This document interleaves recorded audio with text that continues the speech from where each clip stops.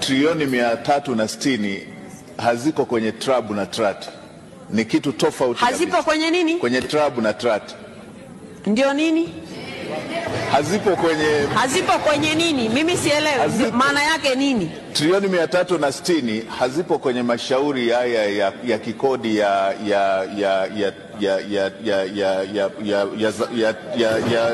TRAB na TRAT.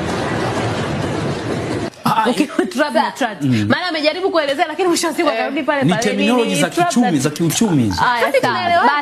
Sawa. Basi tuwe mzizo fika. Tuanze kwanza kuziangalia hizo TRAB na TRAT. Kwa kweli. Tuziangalie basi. TRAB na TRAT zenyewe zikoje? Na kwa kifupi kwamba haya ni maneno ambayo yamefupishwa. Kwa hiyo kufupishwa kwake yanakuwa yana maana. Si kwamba alikosea, ila zilikuwa ni terminologies kwa lugha ya kigeni. Tunajua.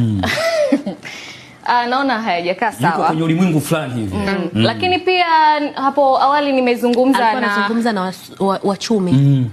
Haya sawa. Na asili ya kiuchumi pia ni ya kisheria. Sawa. Kwa kisheria mimi ngajua mambo ya uchumi. Sasa TRAB na TRAT.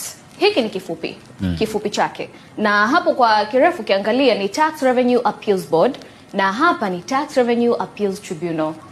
Kwa hiyo ukiziangalia kwa Kiswahili Kiswahili ama tafsiri CCC hapa ni mahakama ya rufaa ya mapato ya kodi na bodi ya rufaa ya mapato ya kodi. Kwa hiyo ni maneno ambayo